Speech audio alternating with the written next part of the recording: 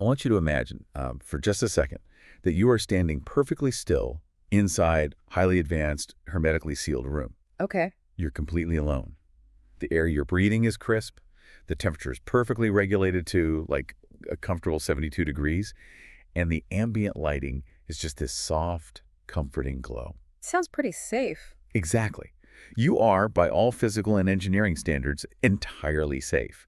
But then suddenly, the lights go out. Oh, wow. Yeah, you are plunged into absolute pitch-black darkness. You can't see your hand in front of your face, and this lasts for exactly 30 seconds. Just 30 seconds. Just 30 seconds. When the lights finally snap back on, the room is still completely perfectly dry. There is, not a single drop of water on the floor. Right. Your clothes are completely untouched. But there is one massive, impossible problem. During those 30 seconds of darkness, you have drowned. It's wild to even think about. Right. Your lungs are completely gorged with ocean water, even though the room you are standing in remains as dry as a bone. So how is that scientifically, logically, or even physically possible? It really sounds like a ghost story, or perhaps a sadistic thought experiment designed to just test the absolute limits of logic. Yeah, exactly. But what we are looking at today is not a hypothetical scenario, and it certainly isn't supernatural. It's a highly documented forensic reality. Which is crazy. It is. It's a puzzle that fundamentally challenges our understanding of spatial reality, fluid dynamics, and, the physical limits of the spaces we inhabit on a daily basis. And that is exactly our mission for this deep dive. We are unpacking an incredibly dense, highly confidential, multi-layered case dossier. A very thick dossier. Yes, very thick. And it details what authorities are calling the impossible death of Arthur Pendelton. Right. For those of you who aren't familiar with the name, Pendleton was a 45-year-old oceanographic billionaire. He was the founder of this massive, unprecedented architectural marvel. He was a visionary, for better or worse. Yeah, definitely. And the dossier we have in front of us is just packed with technical matrices, forensic recovery logs, and witness testimonies that all point to an entirely irresolvable hydrostatic paradox. Mm-hmm. We were talking about a locked room mystery that seemingly breaks the fundamental laws of physics. Which is precisely why this case is so captivating to study. Mm. I mean, while it initially reads like a classic locked room mystery. Like an old Agatha Christie novel or something? Exactly, like Agatha Christie. But it's actually something far more modern and, frankly, terrifying. It's a masterclass in weaponized physics. Weaponized physics. I love that term. It's really the only way to describe it. Yeah. What we are going to explore is the calculated, synchronized manipulation of fluid dynamics, optics, extreme environmental pressure, and human biology. All orchestrated to execute a single impossible outcome. Precisely. Well, let's set the physical stage first, because the environment here is like a character in itself. The date is June 6, 2026. We are at a facility known as the Leviathan Dome, specifically viewing Sector 09. And this isn't just an aquarium, right? No, not at all. It's a deep-sea vault built directly onto the continental shelf. It is 50 meters below the surface of the ocean. Which is incredibly deep for a civilian structure. Unprecedented, really. Yeah. Right in the center of Sector 09 is this panoramic spherical observation capsule made of reinforced steel and triple-layered acrylic. Right. Pendleton is inside this capsule, completely alone. He is suspended by thick titanium cables right in the middle of a 10 million-gallon predatory shark tank. Just casually hanging out with the sharks. Yeah. It's his grand opening. Thousands of VIP guests are out there watching him from the outside through the massive reinforced viewing glass of the main dome. It is the ultimate display of wealth and, honestly, architectural dominance over nature. Yeah, dominance is the perfect word. I mean, he is sitting comfortably inside a dry, highly engineered bubble, 50 meters underwater, surrounded by millions of gallons of hostile ocean water and apex predators. Just showing off. Completely. He's completely insulated from the environment around him, or at least that is what the engineering dictates. He wanted to show the world that his money and his intellect could conquer the abyss. But to really grasp the sheer impossibility of the crime scene we are about to explore, we first have to talk about the violent, unforgiving realities of deep-sea pressure. We really do. Because the ocean is not a passive backdrop here. No, it's not just scenery. Right. It is an active, crushing force trying to get in at every single second. Let's look closely at the physical anomalies matrix provided in the forensic recovery team's logs, because the contradictions are immediately staggering. Absolutely staggering. We have to start with the environmental baseline. At 50 meters down, the capsule is sitting under 5 atmospheres of hydrostatic pressure. 5 atmospheres. Right. For context, 1 atmosphere is the pressure we feel standing at sea level right now. At 5 atmospheres, the weight of the water pressing in on every square inch of that capsule is immense. Like how immense? We are talking about roughly 73 pounds of pressure per square inch. Imagine the weight of a large dog pressing down on every single inch of your body simultaneously. Wow. Okay, that's terrifying. It is. Yet the interior of the capsule was carefully maintained at a comfortable 1 atmosphere of pressure, making it perfectly safe for human occupancy without any specialized deep diving gear. Okay, let's unpack this. Yeah. Because my brain isn't immediately looking for the most logical answer here. Naturally. When the forensic team bypassed the biometric locks and finally opened that capsule at 8 p.m., Pendleton was dead. He was slumped against the glass viewport. Right. And here's the paradox that just breaks my brain. His expensive, custom-tailored Italian suit was flawless. It was completely dry. Bone dry. The internal moisture sensors of the capsule, which are highly sensitive and designed to detect even a slight increase in humidity, registered exactly 0% water accumulation. 0%. The floor was dry, the air inside the capsule was perfectly breathable, the oxygen tanks were full and functioning normally at that 1 atmosphere. But the autopsy, which was conducted almost immediately, revealed the biological impossibility. Right. Pendleton's lungs, his trachea, his entire nasal cavity, they were 100% filled and ruptured with hypersaline ocean water. Deep sea brine. He drowned. He drowned, but he drowned in an environment where no water existed. See, my immediate thought when reading that was, well, there must have been a leak, right? A very common first assumption. Like a valve failed, a seal broke, some water sprayed in, he inhaled it, he drowned, and then, I don't know, maybe the water drained out or evaporated. Right. But when you actually look at the physics of the Leviathan dome, that entire theory falls apart instantly. You can't have a small leak at that depth, can you? No, absolutely not. The acrylic viewport was found to be 100% intact, no cracks, no structural breaches, no microfissures whatsoever. Nothing at all. Nothing. If the ocean had actually breached that capsule, it wouldn't have just trickled in to form a little puddle on the floor. Because of the pressure. Exactly. At 5 atmospheres of pressure, the ocean doesn't just leak. It invades with absolute devastating kinetic energy. Like a weapon. Yes. If even a single liter of water had breached that steel and acrylic shell, the pressure differential would have forced it through the breach like a physical blade. It would act exactly like an industrial hydraulic cutter. Man, it's like trying to stop a fully blasted fire hose with a paper cup while standing inside a phone booth. That is a very apt analogy, actually. It would have ripped Pendleton's dry suit to shreds. Right, his flawless Italian suit. Gone. It would have violently flooded the entire capsule to the ceiling in milliseconds. It would have been an explosive event of inward pressure, likely obliterating everything inside. So the fact that his delicate suit was dry and the room was entirely devoid of moisture just absolutely rules out any kind of environmental structural breach. Without a doubt. And there's another totally impossible factor here too, the timeline. Ah, yes, the timeline. The blackout.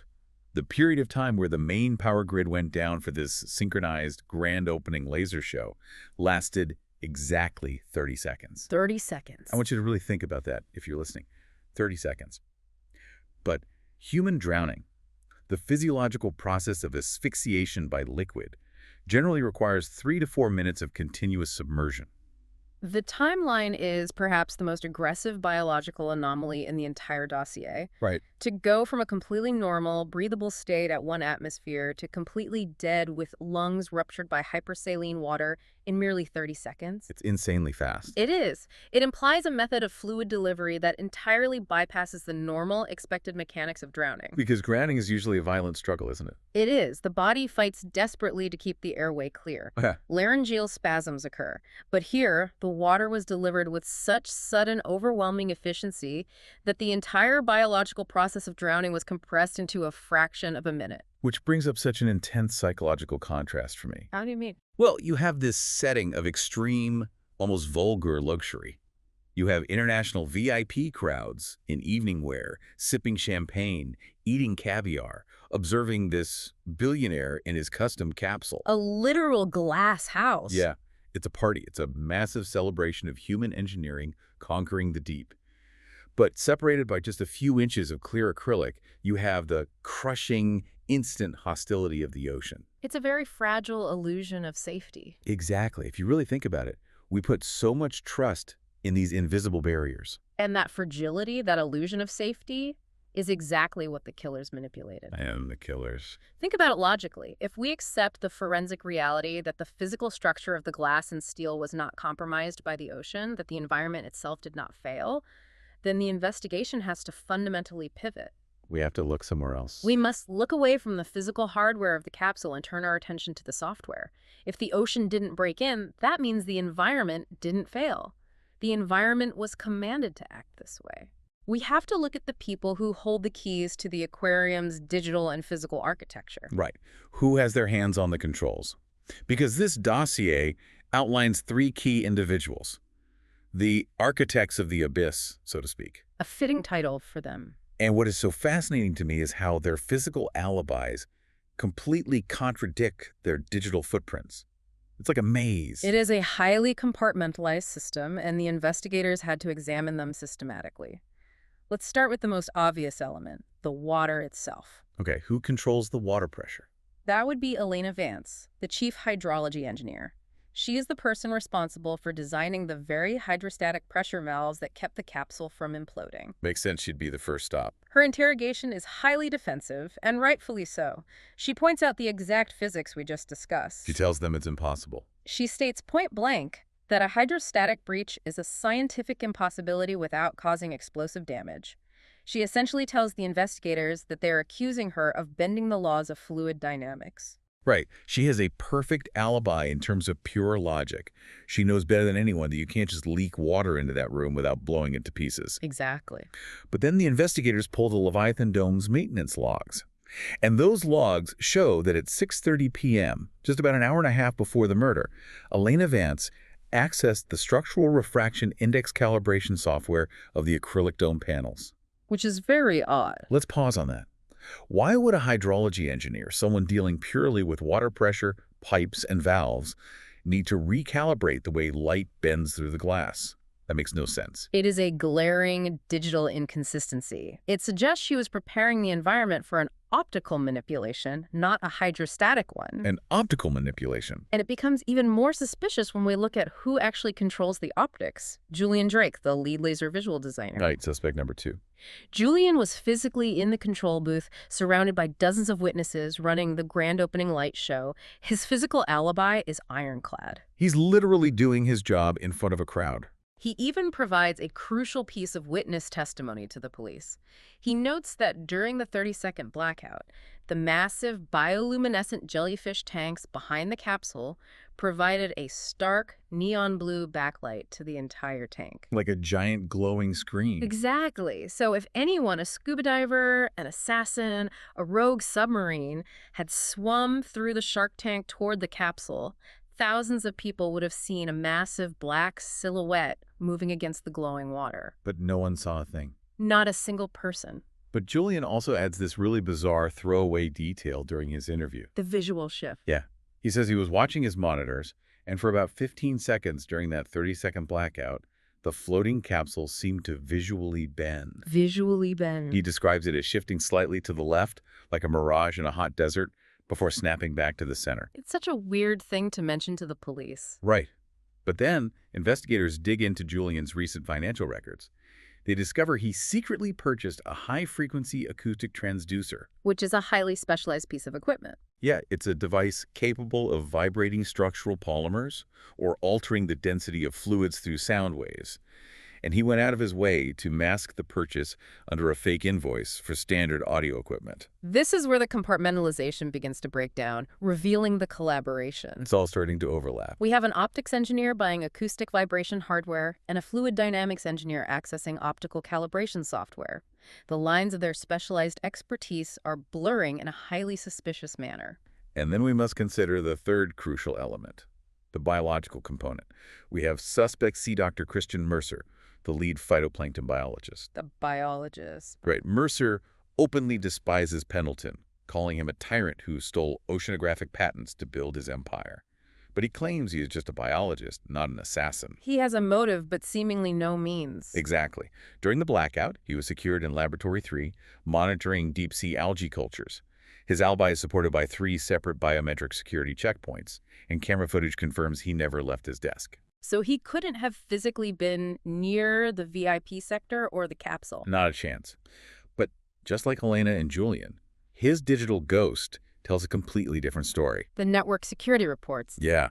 The reports show that at exactly 7:50 p.m., 10 minutes before the blackout, the automated nutrient pump in Laboratory 3 was overridden. Overridden remotely. Someone manually redirected a high-density saline solution pipeline straight through the central utility collar of the aquarium, bypassing the algae tanks entirely. When we synthesize these 3 distinct digital footprints, a chilling operational pattern emerges. It really does. None of these suspects were anywhere near the capsule.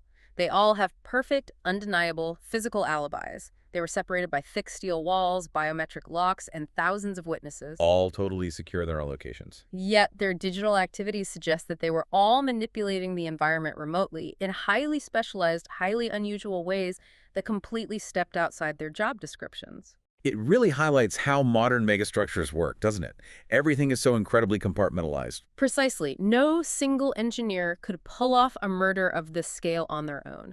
The security redundancies would catch them instantly. So if you're going to break the laws of physics, you need a decentralized, completely synchronized attack. You have water, light, and biology all being manipulated simultaneously. This raises an important question, though. How do you take these completely isolated, disparate systems, a visual laser array, a biological algae pump, an acoustic transducer, and the software that calibrates the thickness of acrylic glass and combine them into a single perfectly timed weapon? Right. How do you synchronize these actions without ever physically crossing paths or communicating on a monitored network? Are we looking at a sort of orchestra sabotage? Like Elena is playing the strings, Julian is on the percussion, Dr. Mercer is on the brass. That is a highly accurate way to frame it. They're all sitting in completely different rooms, reading from the exact same sheet music, playing their distinct instruments to create this deadly symphony, and they never even have to be in the same room to make the music play. Exactly. And to understand how this deadly symphony actually began, to understand the opening notes of the piece, we have to look closely at the instrument played by Elena and Julian. The light. We have to look at their manipulation of light itself. Because the solution to this impossible locked room mystery is not that the room was breached. The solution is that the room wasn't actually there. Okay, here's where it gets really interesting. Because this was the absolute aha moment for me when I was reading through the dossier. It changes everything. This is the mechanism that breaks the entire case wide open. If you're listening right now and wondering how on earth did they get into the room without anyone seeing, the reason no one saw a killer swim up to the capsule, the reason the water didn't violently implode the room, is because Arthur Pendelton was never inside that capsule during the blackout. He wasn't in the center of the shark tank at all.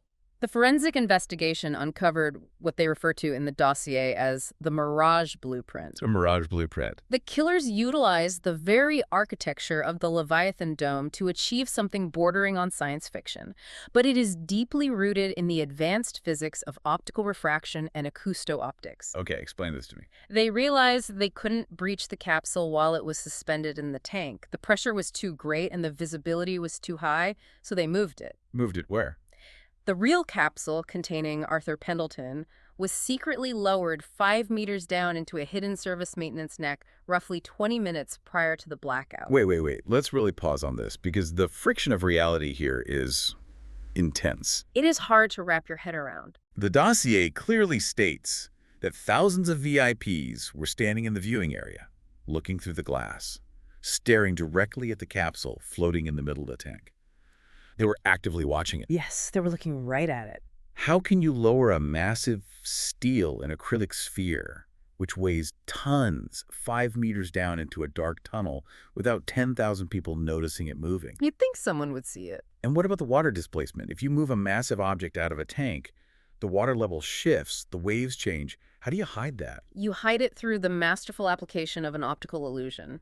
Or, more accurately, large-scale architectural cloaking. Architectural cloaking, that sounds insane. Let's break down the mechanics. When Alina Vance accessed the Structural Refraction Index calibration software, she wasn't just checking routine numbers. Yeah. Weeks prior, perhaps during a routine cleaning cycle, she had managed to coat the curved, triple-layered acrylic panels of Sector 09 with a highly specialized metamaterial film. A metamaterial film. Yes. This film is nearly invisible to the naked eye, but it possesses a variable refractive index. Essentially, it can dictate how light bends when it passes through it. Okay, so she preps the glass with this film. But glass just sits there. Unless they have a way to actively bend the light hitting it, does Julian's laser array connect to this? Exactly. Julian Drake uses his position in the control booth. He utilizes a heavy-duty laser array operating at a hidden, non-visible wavelength. He fires this laser directly into the metamaterial film coated on the acrylic. So he's shining an invisible laser at the coated glass. Right. But there is a missing variable here. To bend light perfectly around a massive multi-ton object in dense water, the film alone isn't enough. The water itself needs to act as a lens. Ah. And this is where Julian's highly suspicious purchase of the high-frequency acoustic transducer comes in. It is a field of physics known as acousto-optics. The plot hole is filled. I was wondering where the sound waves fit into this whole thing. Julian didn't use the transducer to make noise. He used it to emit targeted high-frequency sound waves into the shark tank. Into the water itself. Yes. These sound waves created specific, localized variations in the water's density. By altering the density of the water in real time, he effectively turned the water itself into a dynamic refractive lens. That is brilliant. When the hidden laser interacted with the metamaterial film and the acoustically altered water, it bent the paths of visible light entirely. It created a permanent real-time optical displacement. It's like when you put a straw in a glass of water, and the straw looks broken or shifted because the water's bending the light. That's exactly the principle. But they are doing this on an industrial, monumental scale. They're using sound to change the water density, to bend the light, to project an image. Precisely. It is Snell's law of refraction weaponized to an extreme, terrifying degree. The capsule that the crowd saw, the one floating safely in the center of the tank, was not physical reality. It wasn't there. It was an optical projection. It was a perfect, three-dimensional structural mirage. The light from those bioluminescent jellyfish tanks behind the real capsule was being bent around the empty space and projected outward to the viewers. So thousands of people were staring at a ghost. A ghost made of bent light. I mean, I can't even hide a surprise birthday present in my apartment. And they hid a billionaire in a brightly lit tank. It's just a terrifying concept. It truly is a magician's misdirection. But instead of hiding a coin in your palm, you're hiding a monumental architectural structure in a maintenance shaft. You force 10,000 people to stare in awe at a hologram, and while they are clapping and cheering at this phantom projection, you use heavy hydraulic winches. Whose sound is masked by the thumping party music. Right, the music and the acoustic transducer. Yeah. You use those winches to open the trapdoor right beneath them and move the real physical object out of sight. And this brilliantly explains the anomaly reported by Julian Drake. The mirage comment. Remember his testimony? He claimed that for 15 seconds during the 30-second blackout, the floating capsule seemed to visually bend or shift slightly to the left like a mirage before snapping back to the center. Yeah, the mirage in a desert comment. I thought he was just being poetic when I first read it. He wasn't describing a random anomaly, and he certainly wasn't being poetic. What was he describing then? He was describing the mechanical arm winching the actual physical capsule back up from the dark maintenance neck and locking it back into its original position before the main power grid came back online. Oh, wow. The brief visual shift in the projection was the optical system struggling to recalibrate as the physical mass of the real capsule merged back into the space occupied by the illusion. Because the water displacement and the shifting mass caused a temporary flutter in the mirage. Exactly. He gave the investigators a massive clue disguised as a solid alibi. If you're listening to this and thinking, there's no way a laser and a sound wave can bend a room out of existence, I thought the exact same thing until I looked at the refraction index data. It defies common sense, but the physics are sound. If light can be manipulated so perfectly in dense water, human perception becomes entirely unreliable. People trust their eyes. If you see a room, you inherently believe the room is there. It's how we navigate the world. The idea that architecture, massive steel structures, can be cloaked, that a murder can happen in the dark while a crowd watches a fake room. It makes you question every physical space you've ever been in. It forces us to confront the profound vulnerability of our own senses. We rely entirely on photons hitting our retinas to tell us what is real. Right. But if those photons can be intercepted, bent, and projected by a metamaterial film and an acoustic density gradient, reality becomes entirely malleable. The killers created a temporary pocket of alternate reality to hide their crime. Okay, so the prestige of the magic trick is complete. The illusion worked. Perfectly. We know the capsule isn't floating in the shark tank. We know Arthur Pendelton is secretly sitting in a capsule docked in a dark, high-pressure service maintenance neck beneath the floor. But that still doesn't solve the most impossible physical part of the dossier. The drowning itself. Exactly. Yeah. He is hidden in the maintenance neck, yes. But the capsule is still hermetically sealed. The floor is still dry. His expensive suit is still dry. How on earth do you drown a man in 30 seconds without spilling a single drop of water? This is where Dr. Christian Mercer's overridden nutrient pump comes into play. And this is where the physics of the crime shift from elegant, almost beautiful optics to brutal, microscopic biology. Okay, break this down for us. While the real capsule was secretly docked in that hidden service neck beneath the tank, its base was perfectly aligned with a centralized utility column. A utility column? Yes. This column housed the high-pressure chemical lines used to feed the deep-sea algae cultures in Dr. Mercer's lab. Right, the high-density saline solution, the heavy brine. Exactly. The killers had tapped into this line months in advance, but they didn't just hook up a standard hose and flood the capsule. So because that would have caused the explosive damage? Right.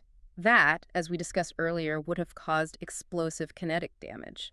The pressure would have ripped the room apart. Instead, they utilized an ultra-fine, microscopic titanium needle nozzle. A needle nozzle. This nozzle was incredibly precise, almost medical in its design. They aligned this microscopic nozzle directly into the capsule's internal air conditioning intake valve. The air conditioning, so they are bypassing the hull entirely and chapping straight into his life support system. Yes. At the exact moment the lights went out for the synchronized blackout, plunging Pendleton into darkness, a specialized high-pressure hydraulic pump was remotely activated. By the overridden system. Correct. This pump took that heavy deep-sea brine from Dr. Mercer's redirected pipeline and forced it through the microscopic titanium nozzle. Hold on, I have to push back here. Go ahead. You just said they pumped it into the room using high pressure. Yeah. If the room is sitting comfortably at sea level pressure, and you inject a liquid using a high-pressure hydraulic pump, wouldn't injecting anything at high pressure immediately cause a massive atmospheric spike in the room? That's a very logical concern. Wouldn't it pop his eardrums or pop his lungs before he can even process what was happening? The sudden change in atmosphere would kill him before the water did. That is an excellent mechanical question, and it highlights the genius of their engineering. It is the exact reason they used a microscopic nozzle. Oh. The high pressure from the hydraulic pump wasn't used to pressurize the room itself. The high pressure was used to atomize the liquid as it exited the nozzle. Atomize it. Yes. By forcing the heavy liquid through an incredibly tiny aperture at massive force, the water didn't spray into the room as a solid liquid stream. It was instantly pulverized into a hyperdense atomized aerosol mist. Oh, wow. So it's not a puddle forming on the floor. It's a fog. It is a fog, but a very specific, lethal kind of fog. Because it was high salinity deep-sea brine, the mist was incredibly heavy. So it didn't just float around the room. Exactly. It didn't disperse evenly through the room to set off the moisture sensors on the walls. It was injected directly into the localized ventilation line that fed exclusively into the breathing mask Pendleton was wearing. Wait. Stop right there. Oh. Why was he wearing a breathing mask in a room that had perfectly breathable air at 1 atmosphere? It seems like a contradiction. That makes absolutely no sense. If the room is a comfortable 72 degrees with normal oxygen, why is he strapped into a mask?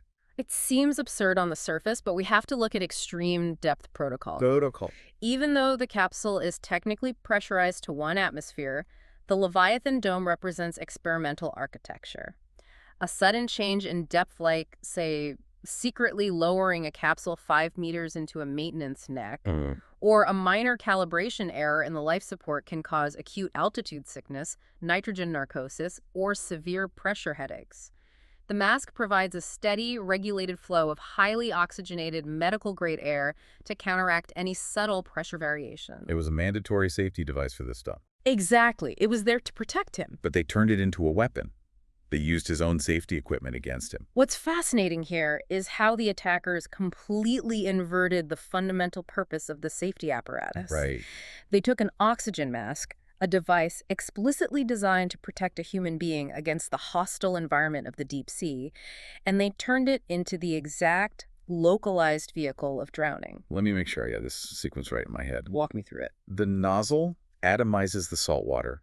It pumps this heavy, hypersaline mist directly into the oxygen tube of his mask. He is sitting in the pitch black. The lights have just gone out unexpectedly. Yes. He is completely alone, 50 meters underwater. He is probably startled, maybe a little panicked by the darkness. And what happens when a human being panics? You gasp. You take a sudden deep breath. And that biological reflex is the final, fatal piece of the machine. The killers didn't have to forcefully push the water into his lungs. Pendleton's own panicked breaths did the work for them. He inhaled it himself. Because the water was an atomized, heavy mist, it behaved more like a dense gas than a liquid. As he gasped for air in the dark, his expanding lungs created a vacuum. This is known in forensic pathology as the vacuum sponge effect. He voluntarily inhaled the ocean. He drew the heavy brine deeply into his own respiratory system. The hypersaline mist instantly coated the alveoli, the tiny air sacs in his lungs. That sounds horrific. Now, freshwater drowning is terrible, but saltwater drowning is a different biological nightmare entirely. The incredibly high concentration of salt in the deep-sea brine caused rapid osmotic fluid shifting. Osmotic shifting. The salt acts as a magnet, prying water from his own blood plasma directly into his lungs to try and dilute the salt. This accelerates the drowning process exponentially. Oh my gosh. He drowned from the inside out, using his own bodily fluids to complete the process. In merely 30 seconds, his lungs were completely gorged, his airway was ruptured, and he was clinically dead. And because it was delivered as a targeted, localized mist directly into a sealed mask, not a single drop of water hit the floor. Not a single drop. Not a single drop touched his expensive, custom-tailored Italian suit. The highly sensitive moisture sensors on the walls of the room registered exactly 0% because the moisture was entirely contained within the closed biological loop of his respiratory system. He drowned in a dry room because the room didn't drown? He did? The precision is chilling. They weaponized his own biological reflexes against him. It really is. They didn't overpower him with a massive wave of water. They tricked his body into actively consuming it. It is a terrifyingly elegant circumvention of fluid dynamics and physical barriers. Terrifyingly elegant is the perfect phrase for it. It is so astronomically complex. You don't just wake up one morning and decide to engineer a multi-layered, physics-defying execution using optical metamaterials, acoustic density shifting, and atomized brine injection just for a hostile corporate takeover. No, you don't. Standard corporate espionage usually involves hacking an email server or maybe putting a subtle poison in a cocktail. This level of orchestration, it requires a motive that goes far, far deeper than money. Much deeper. It requires a grudge built on a very specific, very dark kind of irony. Indeed. To understand the profound why of this impossible crime, we must examine layer 4 of the dossier, the dark history. Right. This hyper-calculated execution did not begin in 2026 at the Leviathan Dome. It is rooted in a brutal corporate crime that occurred 8 years prior, in 2018. And this is where the characters of Elena Vance and Julian Drake transformed from just clever suspects into something much more complex and tragic. Yes. Back in 2018, Arthur Pendelton was just beginning the initial, highly dangerous construction phases of what would eventually become the Leviathan Dome. The foundational work. Right. To build at these extreme depths, he utilized experimental deep-sea diving suits. These suits were designed by an independent, highly respected engineering firm, a firm owned and operated by Elena Vance's father. And as we know, the research and development of deep-sea technology is astronomically expensive. Oh, yeah. The safety tolerances are minuscule. And the dossier outlines, with extensive internal emails and memos, that Pendleton, in a ruthless effort to save millions of dollars in manufacturing and pressure testing costs, intentionally falsified the depth pressure ratings of these experimental suits. He actively certified them for depths and pressures they had never been physically tested to withstand. He cut corners on life support to save a buck. He looked at a spreadsheet and decided that human lives were an acceptable risk for his profit margin. And the consequences were horrific. Tragic. During the first major deep-sea construction phase, a team of specialized divers went down to 100 meters.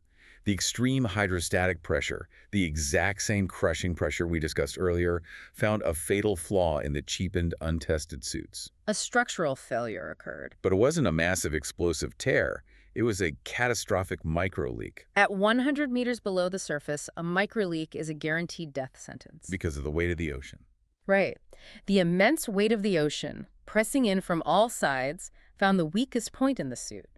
It forced a hyper-pressurized stream of water directly into the breathing lines of the divers' helmets. Oh, God. It forced water directly into their breathing lines.